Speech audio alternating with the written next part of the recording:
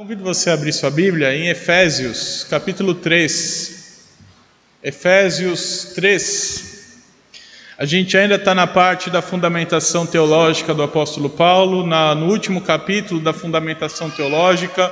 A partir do capítulo 4, Paulo começará a falar sobre a aplicação prática de tudo que a gente viu até aqui. E ainda ele está falando de um tema que a gente começou semana passada, e Paulo vai desenvolver um pouco melhor nessa parte, que é o fundamento da igreja estar alicerçado nos apóstolos e nos profetas, ou seja, na palavra de Deus, na Bíblia, tanto na revelação do Antigo Testamento entregue pelos profetas, quanto do Novo Testamento entregue pelos apóstolos. E ele vai dizer hoje um pouco mais sobre isso, mostrando que essa união que nós temos com Cristo nos faz conhecer mais da palavra de Deus, e essa união com Cristo que faz com que a gente conheça mais da palavra de Deus, revela para nós a sabedoria de Deus. Por isso eu convido você a acompanhar a leitura de Efésios 3, do versículo 1 até o versículo 13. Efésios 3, do verso 1 ao 13, que diz assim: Por esta causa eu, Paulo, sou prisioneiro de Cristo Jesus por amor de vós, gentios. Se é que tendes ouvido a respeito da dispensação da graça de Deus a mim, confiada para vós outros, pois segundo uma revelação me foi dado conhecer o mistério, conforme escrevi há pouco, resumidamente, pelo que quando ledes podeis compreender o meu discernimento do mistério de Cristo, o qual em outras gerações não foi dado a conhecer aos filhos dos homens, como agora foi revelado aos seus santos apóstolos e profetas no Espírito. A saber, que os gentios são co-herdeiros, membros do mesmo corpo e coparticipantes da promessa em Cristo Jesus, por meio do Evangelho, do qual eu fui constituído ministro, conforme o dom da graça de Deus a mim concedido, segundo a força operante do seu poder. A mim, o menor de todos os santos, me foi dada esta graça, de pregar aos gentios o evangelho das insondáveis riquezas de Cristo e manifestar qual seja a dispensação do mistério, desde os séculos ocultos em Deus, que criou todas as coisas, para que pela igreja a multiforme sabedoria de Deus se torne conhecida agora dos principados e potestades nos lugares celestiais, segundo o eterno propósito que estabeleceu em Cristo Jesus, nosso Senhor, pelo qual temos ousadia e acesso com confiança, mediante a fé nele. Portanto, vos peço que não desfaleçais nas minhas tribulações por vós, pois nisso está a vossa glória. Oremos mais uma vez. Pai Santo, nós clamamos a Ti que o Senhor fale aos nossos corações e revele-nos, Senhor, através do Teu Espírito Santo que habita em nós, a Tua palavra, de modo que saímos daqui mais conscientes da Tua palavra, mais conhecedores das Tuas vontades e mais parecidos com Teu Filho Jesus Cristo, Senhor. É a nossa oração no nome de Jesus. Amém? E amém. Meus irmãos, eu gosto de ler muito sobre a guerra, um passatempo talvez meio inútil que eu tenho, de ler, ver vídeo, ficar no YouTube, quando você está com nada para fazer, ali que você precisa dormir, aí você deita na cama, abre o celular, aí começa a ver coisas que você não deveria ver, e quando você vai ver, você já perdeu a hora. Isso acontece comigo de vez, com alguma frequência até. E nessas frequências eu gosto muito de ler sobre guerra, de ver artigo, de ver vídeo. E eu estava lendo uma vez que, não sei se os irmãos conhecem o dia D, que foi o dia em que o Ocidente invade a praia de Omaha e começa a conquistar do Ocidente para Berlim. A União Soviética já vinha conquistando do Oriente para Berlim. E aí os Estados Unidos, a força dos aliados, começaram a conquistar do Ocidente para Berlim a partir desse dia D, que foi a invasão à praia de Omaha, na França, e aí eles começam a conquistar pela França, a Holanda, até chegar na Alemanha. E eu estava lendo sobre isso porque é um dos maiores eventos da história da humanidade. E se não me engano, é o maior evento anfíbio da história da humanidade, em que pessoas desceram de barcos e chegaram em praias. É o maior combate anfíbio. E se os irmãos pararem para perceber, não sei se os irmãos já fizeram essa reflexão, era muito fácil a defesa da praia, porque a pessoa estava de cima, num bunker, olhando a praia inteira, com metralhadoras apontadas para a praia inteira, e se entrasse alguém, era só acabar com o plano de invasão. Então eu descobri que os aliados, sabendo disso, eles bolaram um plano para encobertar o plano. Então o plano sempre foi invadir pela praia de Omaha. Mas para que os nazistas não soubessem disso, eles começaram a dar sinais de que invadiriam por outros pedaços, por outras praias. Então, no dia que chegou o dia D, o 6 de junho de 44, ao invés dos nazistas irem todos para aquela praia defender a posição, eles estavam espalhados e achando que aquilo era um trote, e que a grande invasão viria por outros locais da França, de modo que possibilitou a vitória dos aliados. Ou seja, não saber de um plano fez com que os nazistas perdessem a guerra, basicamente, porque aí dali para frente não teve mais como parar as forças aliadas. Eu comecei a pensar, eu olhando o sermão. A ideia, meus irmãos, que Paulo nos apresenta aqui é algo muito similar a isso. A ideia de que antes de Jesus Cristo e antes de estarmos unidos a Cristo, nós não conhecíamos o plano de Deus. Nós não conhecíamos o plano que traria salvação para nós. Nós não conhecíamos o plano que daria vitória para nós outros. E por isso nós estávamos perdidos, nós estávamos derrotados, nós estávamos alienados de Deus, alienados da vontade, dos planos eternos do Senhor. E é sobre isso que Paulo trabalhará nesse texto. Como nós, em Cristo, passamos de desconhecedores a conhecedores, de alienados a próximos, a cientes daquilo que Deus tem para nós e dos planos de Deus, dos planos eternos de Deus para as nossas vidas. E é sobre isso que eu trabalharei nessa noite, é sobre isso que eu falarei essa noite, num sermão que tem por tema: Unidos em Cristo, conhecemos os planos de Deus, ou melhor, conhecemos o plano eterno de Deus. Unidos em Cristo, nós conhecemos o plano eterno de Deus. E a primeira lição que o texto nos traz é que unidos em Cristo nós conhecemos o plano eterno de Deus através da pregação do Evangelho. Então, como que nós passamos a conhecer esse plano eterno? Quando o Evangelho é pregado para nós. Do verso 1 ao verso 7, Paulo vai trabalhar essa ideia, e ele começa fazendo uma ligação direta com aquilo que ele falou, e a gente viu semana passada, de que a união da igreja, a fundamentação da igreja estava alicerçada nos profetas do Antigo Testamento, nos apóstolos do Novo Testamento, que escreveram a palavra do Senhor, e que trouxeram a revelação de Deus de modo escrito.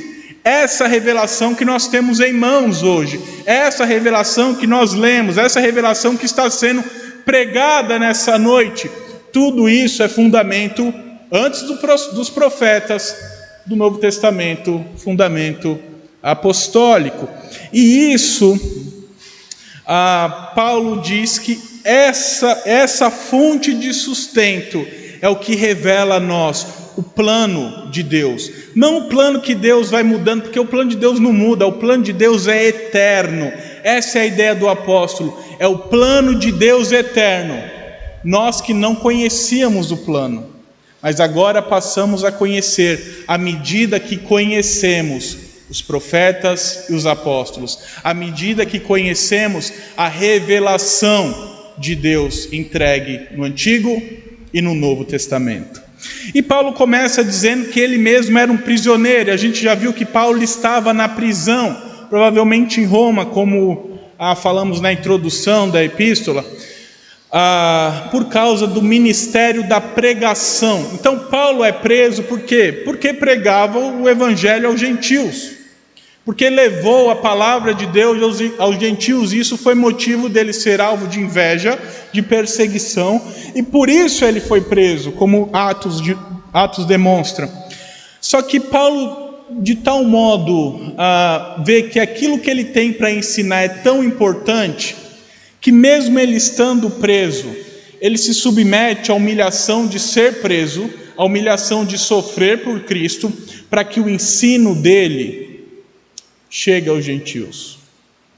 O ensino dele é tão importante que vale a pena morrer por aquilo, que vale a pena ser preso por aquilo, que vale a pena sofrer por Cristo e pelos irmãos que aprenderiam com ele. E além de ser preso materialmente, a ideia de Paulo aqui também é espiritual, que não só preso em prisões materiais, em grilhões Paulo está, mas Paulo está preso ao próprio Cristo, de modo que ele é servo de Cristo. É como se ele não pudesse se desligar de Jesus, e ele estivesse obrigado a servir Jesus, ensinando o evangelho aos gentios, ensinando o evangelho às pessoas de fora de Israel. E o apóstolo então começa demonstrando que o fato deles ouvirem o evangelho já era uma demonstração da graça de Deus. O fato do evangelho ter chegado ao ouvido daquelas pessoas, o fato do evangelho ter chegado ao conhecimento daquelas pessoas, já era uma manifestação visível de Deus derramando sua graça sobre a vida deles. E que essa graça de Deus consistia no fato de Deus ter revelado aos gentios, através dos apóstolos, aquilo que era segredo, aquilo que o apóstolo vai chamar de mistério. E hoje a gente tem uma ideia errada de mistério. A gente às vezes vai nas igrejas aí, o fulano está falando em mistério, quer saber dos mistérios. Mas mistério para Paulo aqui nada mais é do que a salvação em Cristo Jesus. E que até Paulo levar aos gentios, aquilo estava oculto a eles. Eles não conheciam, eles não sabiam da realidade, eles não sabiam que precisavam ser salvos. Por isso que para eles, até aquele momento, era mistério. Esse é o grande mistério que foi revelado, que foi descoberto através da pregação dos gentios, através da pregação aos gentios pelos apóstolos de Cristo. E que Paulo continua revelando esses mistérios paulatinamente, com tempo, de modo orgânico. Paulo revela um pouquinho, cada dia um pouco mais. A ideia é essa, que de pouco em pouco, Paulo está revelando um pouco mais desse mistério. É como se, quando Paulo conheceu aquela igreja, Paulo revelou o começo do mistério. E aí então Paulo está agora trabalhando, e os apóstolos trabalham o conhecimento de Deus para revelar ainda mais desse mistério que antes estava oculto e que era mistério para os gentios, mas que agora em Cristo ficou descoberto, ficou revelado, e que agora eles tinham conhecimento daquilo, e que aquilo era a graça de Deus, porque antes deles muitos morreram sem conhecer. Antes deles, muitos efésios viveram sem conhecer a palavra de Deus. Muitos gentios morreram sem conhecer os mistérios de Deus, sem conhecer do plano de Deus, porque ninguém tinha sido enviado para pregar o evangelho a essas pessoas. Ninguém tinha sido enviado para levar a mensagem de salvação a essas pessoas, e que eles tinham morrido sem descobrir o grande mistério.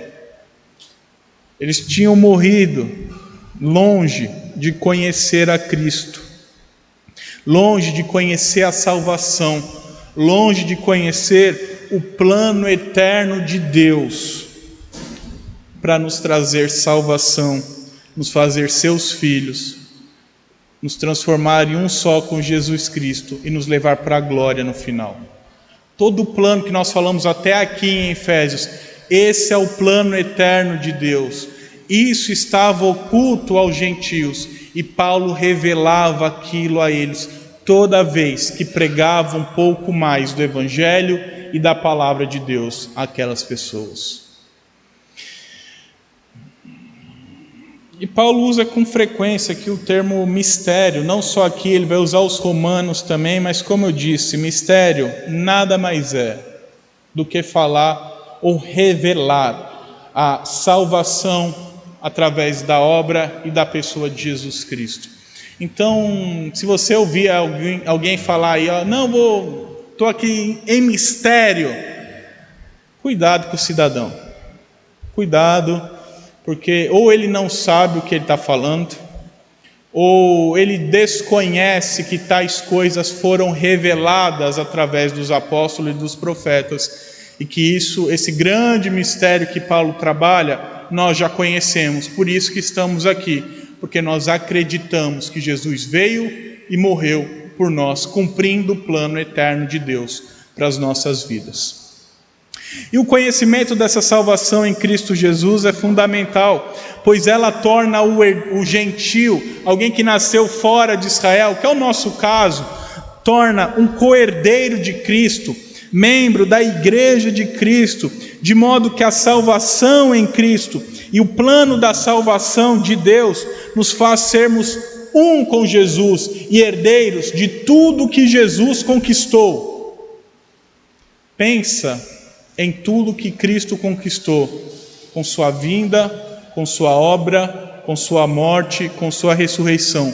Tudo que Jesus conquistou, em Cristo nós também conquistamos. Toda a glória do Filho, nós somos co-herdeiros e herdaremos com Cristo tais coisas, porque Ele conquista por nós, Ele conquistou por nós, e agora nós somos um com Jesus, de modo que aquilo que é dele, em Cristo, também pertence a nós. Quando unidos a Cristo, também pertence a nós. Então, toda a glória, a vitória, as bênçãos, o reino, a habitação, a ressurreição eterna, tudo, absolutamente tudo que Jesus conquistou, nós temos acesso graças à salvação que Jesus nos trouxe, e tudo isso já era do plano eterno de Deus, e tudo isso foi revelado mediante a pregação do Evangelho. O plano foi revelado e é revelado através da pregação do Evangelho. Não há outro meio para falar desse plano eterno de salvar pessoas. Não há outro meio para falar desse plano eterno que leva pessoas à glorificação. Não há outro meio para falar desse plano eterno que leva pessoas a serem salvas e habitarem por toda a eternidade com Cristo, se não for através do Evangelho. E Paulo deixa isso bem claro, dizendo que foi pregando o Evangelho e os profetas que ele falou desse plano eterno e trouxe essa realidade ao coração e à vida daquela igreja. E que esse chamado para pregar o Evangelho como apóstolo de Cristo era resultado da obra de Deus na vida do apóstolo e o do dom que Deus derramou sobre a vida de Paulo, de modo que ele é ministro, e a ideia é servo, e a palavra em grego é bonita, porque a palavra é diácono. Paulo é diácono de Deus na pregação do evangelho. A palavra diácono é a ideia de servo, de ministro, de alguém que serve. E Paulo se diz: eu sou um servo, um ministro de Deus, e servo não só de Deus, mas do dom que Deus me deu. Eu sirvo a Deus e ao dom que Deus derramou sobre a minha vida, de modo que eu sou obrigado a executar aquilo que Deus poderosamente o chamou, capacitou e revelou, de que ele proclamasse aos gentios a salvação e o plano eterno apresentado em sua palavra. Então olha que interessante, a gente tem algumas características desse plano eterno de Deus, e a gente vai falar bastante ainda desse eterno plano de Deus, porque é um plano só. Paulo não fala de vários planos, não, é um plano que contempla todas as coisas. Então estava desde a eternidade determinado por Deus e dentro da vontade de Deus que Paulo seria salvo do jeito que foi, teria o dom que receberia e faria o que fez. Nada fugiu da vontade de Deus, e é isso que Paulo está deixando claro. Deus já sabia de todas essas coisas, não conforme elas iam acontecendo, mas Deus já sabia de cada vírgula da vida de Paulo desde a eternidade, e que aquilo cumpria o plano eterno de Deus. E que esse plano eterno, que a nossa vida está dentro, que a nossa salvação está dentro, que todas as coisas estão dentro, só nos é revelado conforme a pregação do Evangelho, conforme a pregação da palavra de Deus, e nada mais. Isso traz lições para nós. A primeira é que a gente fica brigando com Deus e acha que Deus não derrama a graça dele sobre as nossas vidas. Então, comumente a gente fica falando e achando que Deus não esqueceu da gente, que Deus não derrama mais a graça de Deus, que Ele não derrama mais da graça dele, que Ele não te ama mais, e a gente fica alimentando a abobrinha na cabeça. Mas toda vez que você escuta da palavra de Deus, Deus já está derramando da graça dele sobre a sua vida. Toda vez que você abre a Bíblia, Deus já está derramando a graça dele sobre a sua vida. Toda vez que você lê um versículo das Escrituras e entende, Deus já derramou da graça dele sobre a sua vida. E pensa, uma graça mais importante que qualquer outra coisa, porque essa graça te trouxe a vida eterna. E pensa, quantas e quantas e quantas e quantas pessoas morreram sem conhecer o Deus que você conhece. Quantas pessoas antes de você, quantas bilhões de pessoas não tiveram a graça que você tem de poder ler a palavra de Deus e falar: eu falei, Deus falou comigo. De poder olhar e falar assim: ó, eu entendo a mensagem do Evangelho, Deus me salvou, eu creio em Jesus como Senhor e Salvador da minha vida.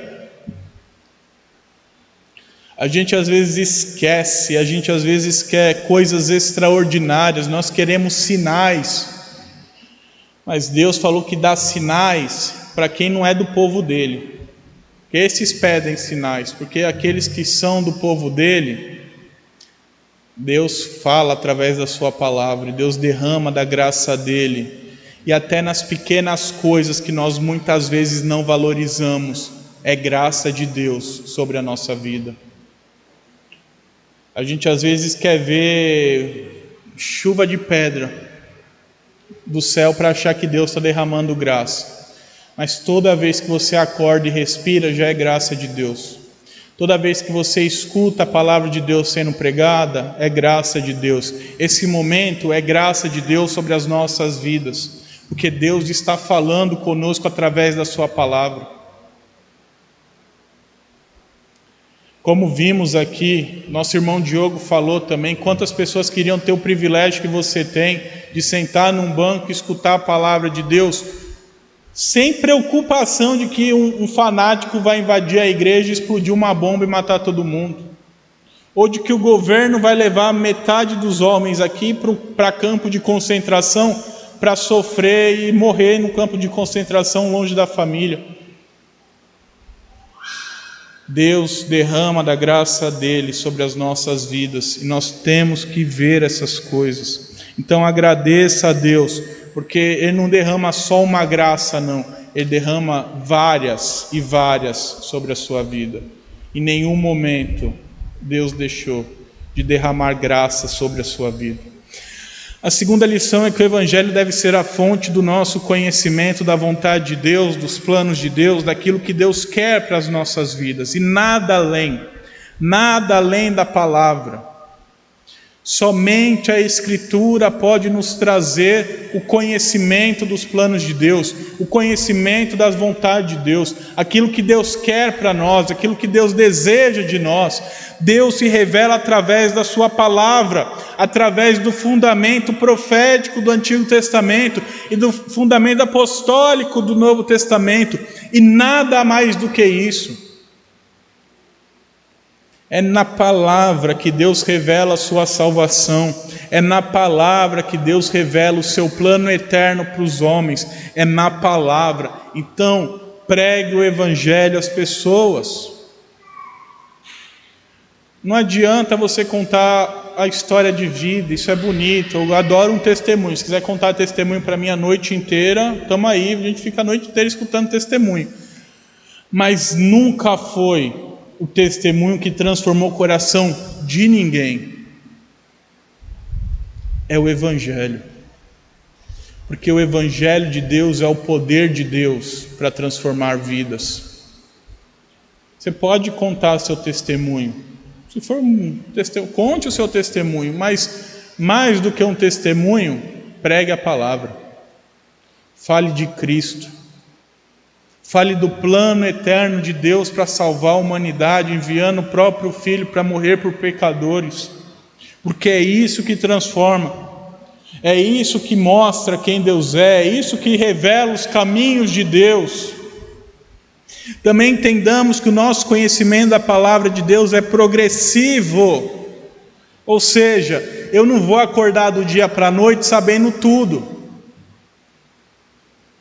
Mas eu preciso estudar, eu preciso me aprofundar, eu preciso aprender cada dia mais da minha vida, para eu conhecer cada dia mais um pouquinho de Deus.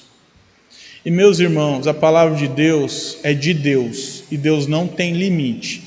Então, se você estuda a palavra de Deus há 300 anos, você ainda tem o que aprender, e você ainda precisa conhecer, e você ainda precisa estudar essa palavra. Então não caia no erro de achar que você sabe muito da Bíblia. Você pode ler a Bíblia 600 mil vezes. Cada vez que você lê, você vai terminar falando assim: agora eu conheço menos do que eu conhecia antes. Eu lembro quando eu entrei no seminário que eu pensava, eu juro que eu pensava, eu falava assim: não, eu conheço. Eu entrei no seminário assim, eu falava assim: não, estou tranquilo aqui essa parte aí de teologia eu domino, pode me mandar para mim. Chegou no 4º ano, na última semana de aula, eu olhei e falei assim: misericórdia, eu estou saindo do seminário, mas gente, mas eu não sei de nada, o que eu estou fazendo da minha vida, porque eu não conheço nada. E quanto mais você conhece da palavra de Deus, mais você aprende quem Deus é, mais você firma a sua fé, mais você entende o que Deus quer para a sua vida, e mais você vai ver que precisa da palavra de Deus, e que precisa conhecer mais a palavra de Deus. Então, não peça a Deus coisas que Ele falou que não vai fazer. Não peça para Deus para que você conheça a palavra dele, porque ele não vai fazer.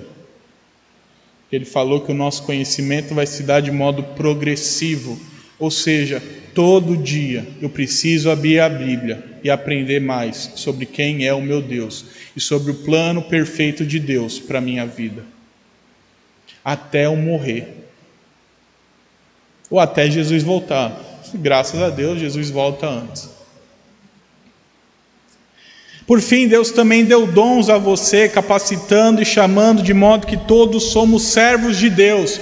E entenda, você é servo de Deus, eu sou servo de Deus, mas ao mesmo tempo nós somos servos dos nossos dons. Eu sou escravo do meu dom. Eu sou escravo do dom que Deus me deu. Eu sou servo do dom que Deus me deu. Nós somos servos, como Paulo era servo dos dons que Deus derramou sobre nossas vidas. Então não adianta esconder, não adianta fugir. Deus vai cobrar. Não adianta querer viver uma vida paralela. Não, Deus te deu dons. Mas Ele é o dono da igreja. Se Ele te deu um dom, Ele te capacita. E se Ele te capacita, então não tem por que ter medo de usar o dom dentro da igreja. Porque é preciso que os irmãos usem e todos usemos os nossos dons. E entendamos que somos servos dos nossos dons. De modo que eu vivo de acordo com o dom que Deus me deu.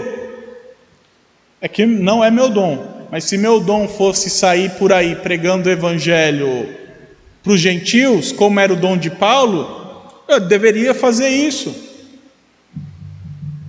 Se meu dom é pregar o evangelho dentro das igrejas, para os crentes, para que os crentes melhorem, então eu faço isso.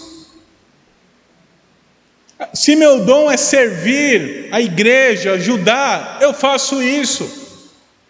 Se eu tenho o dom de pastorear a igreja, ser diácono, de estar na recepção, de cuidar da igreja, qualquer que seja o seu dom, nós temos que usá-los, porque quando usamos juntos os dons, mais uma vez eu vou repetir, a gente precisa usar juntos os dons, para que a pregação da palavra seja melhor. Jesus não veio só para cuidar do espiritual das pessoas, meus irmãos. A gente às vezes cai nesse erro. Jesus veio para cuidar do todo da pessoa e de todas as áreas da vida humana.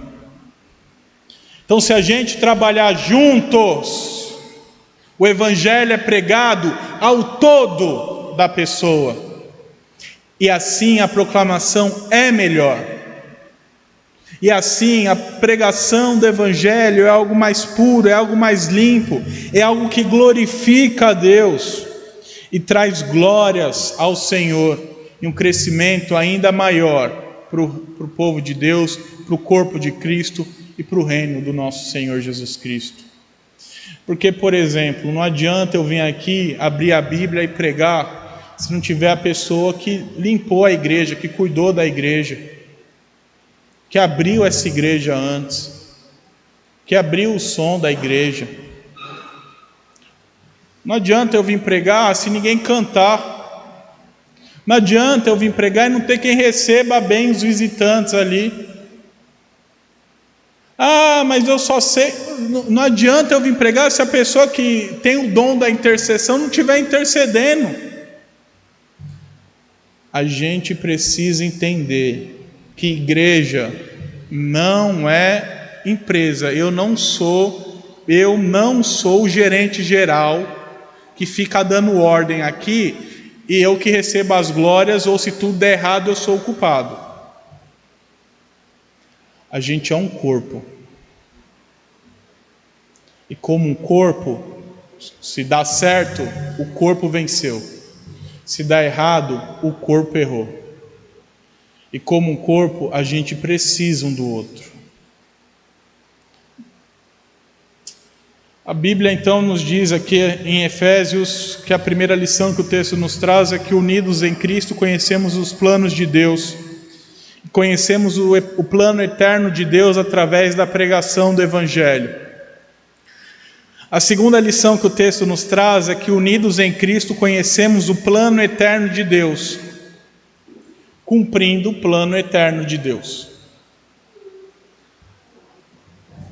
Unidos em Cristo, nós conhecemos mais de Deus. E esse conhecer mais de Deus cumpre o plano eterno de Deus. Conhecer o plano é cumprimento do plano de Deus. Do verso 8 ao verso 13, Paulo diz isso. Deixa eu beber uma água aqui que...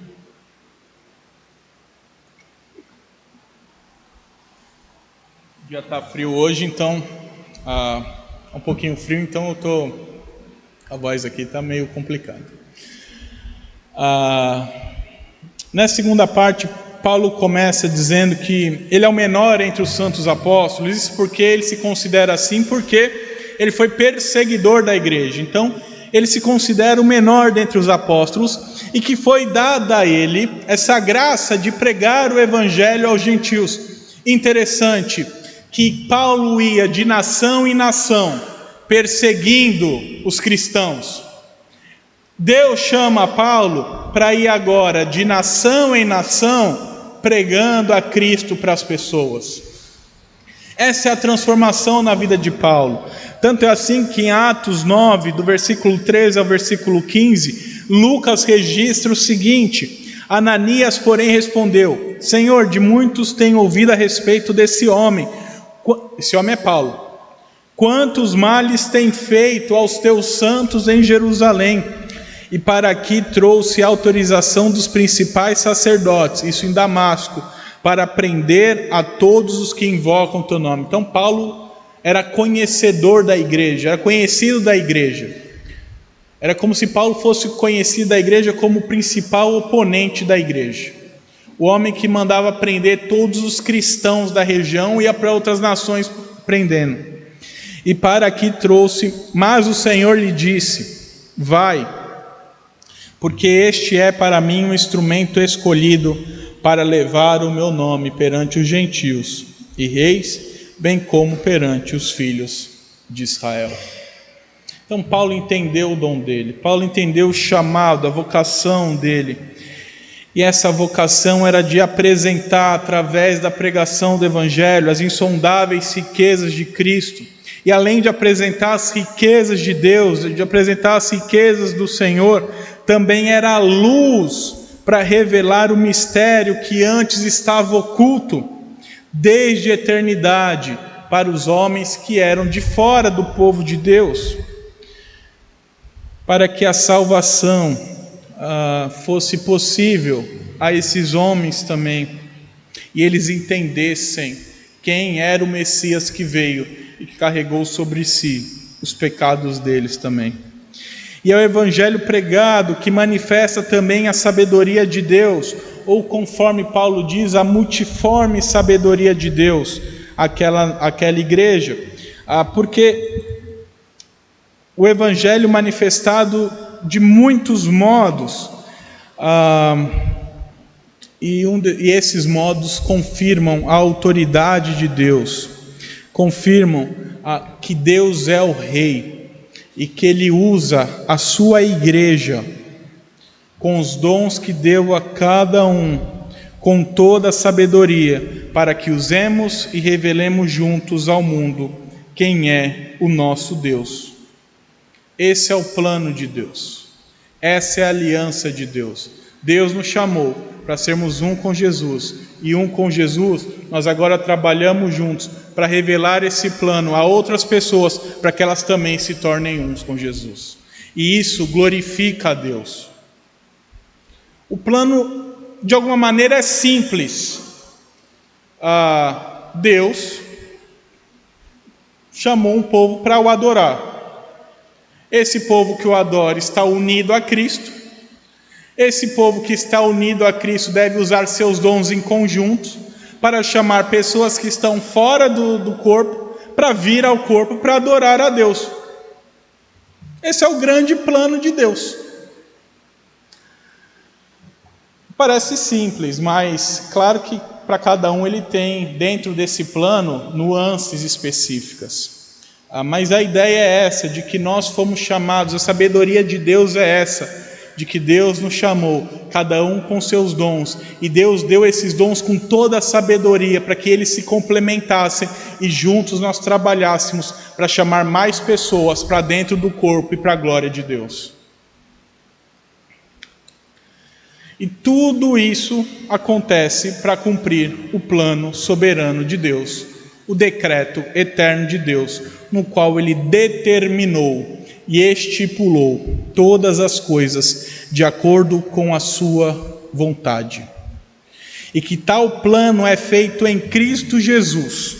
Isso significa que absolutamente tudo, vou repetir, absolutamente tudo que acontece, que aconteceu e acontecerá é para cumprir o plano de Deus.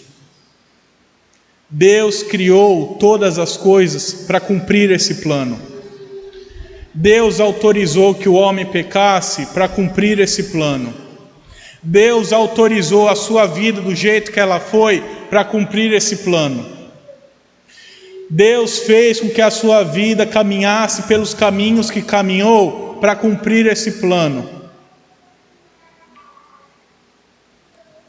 Porque esse plano tem como objetivo a glória dele. Então, meus irmãos, saiba que tudo que aconteceu, os dons que você tem, as histórias que você passou, os meios, tudo, dos maiores aos menores detalhes, tudo aconteceu de acordo com o plano eterno de Deus. Por isso que nada foge da vontade de Deus. Nada fugiu do querer de Deus. Nada fugiu daquilo que Ele queria. Para que fosse estabelecido desde a eternidade que não pelos nossos méritos, mas pelos méritos de Jesus nós fôssemos salvos. E em Cristo Jesus nós tivéssemos acesso ao Pai, e em Cristo Jesus nós fôssemos unidos, e em Cristo Jesus nós fôssemos glorificados. Então tudo é para a glória dele. E tudo isso foi decretado por Deus, numa aliança eterna, que Ele estabeleceu consigo mesmo, de modo que todas as coisas acontecem para que esse plano dessa aliança se aconteça, e porque isso redunda em glórias ao Senhor. Mais uma vez, eu volto a repetir, Natan, mas eu queria a glória para mim. Parabéns, Deus não quer assim. Mas eu queria de outro jeito. Você pode querer do jeito que você quiser. Deus fez assim porque Ele é Deus e Ele pode fazer assim. Mas por quê? Porque Ele é Deus. Porque esse é o jeito que o glorifica. E lembra, a finalidade de toda a criação é uma só, a glória de Deus. A finalidade de Deus para consigo é um só, é glorificar a si mesmo. Porque Deus é o Deus da glória. E Deus faz todas as coisas para a sua glória. E Ele é glorificado do jeito que Ele achar que deve ser glorificado. E Ele revela esse plano glorioso eternal desde o Antigo, também no Novo Testamento. Basta a gente ter a boa vontade de ler, entendendo que é Ele o autor, que é Ele o personagem principal, que é Ele o herói e não a gente. E esse plano não serve para a gente ter medo. Esse plano não serve para a gente ficar bravo com Deus. Esse plano não serve para a gente discutir com Deus. Pelo contrário, esse plano realizado e eterno em Cristo serve para que tenhamos ainda mais confiança em Deus, ainda mais fé no Senhor, porque saber que tudo, rigorosamente tudo que acontece de acordo com a vontade do Deus que servimos, tem que trazer paz aos nossos corações, tem que trazer fé aos nossos corações, de que absolutamente nada foge do controle do nosso Deus. Nada. Nada fugiu, nada foge e nada fugirá da vontade do nosso Senhor. Porque Ele é Deus soberano, como cantamos aqui. E se Ele é soberano e todo-poderoso, se Ele quer, acontece. E se Ele não quer, não acontece. É impossível que algo aconteça sem que seja da vontade de Deus. É impossível que algo aconteça sem que Deus saiba, porque senão Ele não seria onisciente, Ele não saberia de todas as coisas. A gente às vezes lembra dos atributos de Deus, mas a gente às vezes esquece das implicações dos atributos para as nossas vidas. Ele sabe de todas as coisas, Ele tem toda a soberania e Ele decretou todas as coisas, não para que a gente fique discutindo na internet, não para que a gente fique discutindo se Deus salva ou quem Deus vai salvar, mas para que a gente tenha fé, de que se eu estou aqui, não é porque Deus olhou em algum momento e falou, acho que esse merece, mas porque Deus te escolheu desde a eternidade, e Deus te ama desde a eternidade em Cristo Jesus. E Deus já preparou a sua vida, até o fio de cabelo que cai quando você está lavando a cabeça no chuveiro, todos esses momentos, Deus já disse como aconteceria lá na eternidade. E por isso Paulo conclui que é da vontade de Deus que ele esteja preso, que ele esteja em algemas, e que aquela algema, aquela prisão de Paulo não servisse para desencorajar os irmãos de Éfeso, os irmãos daquela igreja, que eles não temessem pelo apóstolo, que ele ia morrer, ou ficasse maquinando coisas na mente. Pelo contrário, é para eles mesmo naquele momento confiarem em Deus, mesmo olhando para o apóstolo Paulo preso, com a possibilidade de morrer na prisão, não era para eles temerem, mas era para eles confiarem e se sentirem encorajados de que aquilo era da vontade de Deus, e que se era da vontade de Deus, era o melhor para o apóstolo, ainda que ninguém entendesse, mas Deus sabe que aquilo era o melhor para o apóstolo e para a glória dele.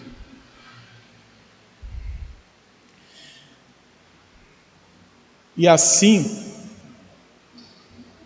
nós terminamos a exposição aqui dessa parte, mas com uma coisa interessante, o que Paulo diz, porque ele coloca um pois nesse evento da prisão e diz, pois nisso está a vossa glória. É interessante olhar para o nosso irmão, vamos supor que a gente olhe para os nossos irmãos que hoje estão presos, e a gente olha e fala assim, eu me sinto bem com meu irmão preso, olha só, eu estou glorificado aqui com meu irmão preso. Não é essa a ideia que Paulo traz. A ideia que Paulo traz é que a nossa glória está quando Deus cumpre a vontade dele. A nossa glória está quando a glória de Deus se concretiza cumprindo a sua vontade. Se Deus consumou sua vontade e isso glorificou o nome dele, então isso também me glorificou. Mas eu estou preso. Isso é glória a Deus e glórias a mim. Mas eu estou sofrendo. Se foi da vontade de Deus, Deus quis assim, Deus está sendo glorificado assim, e se Deus está sendo glorificado assim, eu também estou sendo glorificado. porque a minha glória é glorificar o meu Deus. Isso traz lições. Então o Evangelho é a luz que ilumina o caminho de Deus para os homens, que apresenta as promessas de Deus, que apresenta o plano de Deus. Então, meus irmãos, comece a escutar o verdadeiro Evangelho, comece a ouvir o verdadeiro Evangelho também. A gente vive numa geração de falsos profetas, de homens que supostamente falam de Cristo, mas falam groselhas na internet. Cuidado. Ouça pessoas que preguem o verdadeiro Evangelho. Esteja em igrejas que o verdadeiro Evangelho é pregado. Se o irmão ou a irmã achar que um dia eu deixei de pregar o Evangelho genuíno, troca o pastor. Ou troca a igreja. Vá atrás do verdadeiro Evangelho. Vá atrás daquilo que verdadeiramente vai te mostrar os caminhos de Deus, te mostrar qual que é o plano de Deus, e Ele é o Evangelho, nada além do Evangelho, nada além da palavra de Deus. Então pelo amor de Deus, para de procurar pregações que falam bem, que você é o ponto fraco de Cristo, que você é o dono da vontade de Deus, que você é a glória, para de escutar. Escute a pregação da palavra. Escute o verdadeiro Evangelho. A segunda lição é que a gente precisa aprender e se conformar com a realidade. Deus planejou e decretou todas as coisas que acontecem em nossas vidas, que aconteceram e que acontecerão, desde antes da fundação do mundo. Então, a criação, Gênesis 1:1, a sua vida, a necessidade de um Redentor, a vinda dele em carne, a encarnação dele, o sofrimento dele, a humilhação dele, as obras dele, a salvação que ele nos traz, tudo isso faz parte do plano eterno de Deus. Os altos e baixos da sua vida, as dificuldades que você enfrentou até chegar aqui, tudo isso Deus já tinha decretado e Deus já tinha dito que aconteceria na eternidade. Então descansa, confia, tenha fé no Senhor, porque não adianta tentar evitar. Você não vai evitar a vontade de Deus. Deus é maior e mais poderoso que você. Você não vai evitar. Você querer brigar com Deus, deixa eu contar a história aí, que é uma batalha perdida. Não tem nem começo de batalha, você já perdeu só de pensar. Deus vai realizar a vontade dele, e nada vai impedir que a vontade dele seja realizada. Então, ao invés de ficar ansioso, ao invés de ficar procurando coisas, ao invés de calma o coração em Deus, respira e confia em Cristo, que a vontade dele é boa, é perfeita e é agradável, de eternidade a eternidade. O plano vai ser cumprido, você gostando, você não gostando, você querendo, você não querendo, o plano de Deus se cumprirá, porque Ele é Deus Todo-Poderoso. Então cabe a nós não brigarmos com Deus, mas nos alegrarmos em Deus e confiarmos no nosso Senhor.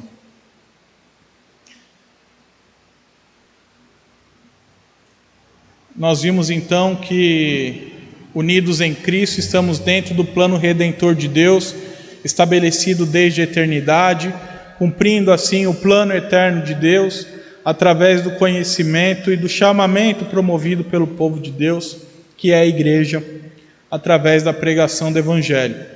A gente precisa entender que é o Evangelho que nos revela o eterno plano de Deus, e portanto, a gente precisa pregar o Evangelho para anunciar esse plano eternal às pessoas. A gente precisa falar desse plano, dessa redenção às outras pessoas, porque só assim elas se tornarão unidos a Cristo. Porque foi assim que você foi unido a Jesus, e é assim que você será instrumento de Deus para unir outras pessoas em Cristo. Então pregue o Evangelho. Deus nos deu um privilégio tremendo. A gente não tem poder para salvar, a gente não tem poder para salvar ninguém, mas a gente tem um instrumento do poder de Deus para a salvação de outras pessoas. Quer anunciar que a gente merece a condenação eterna, mas que somos salvos em Cristo Jesus, para adorar o nosso Senhor. Que Deus nos abençoe.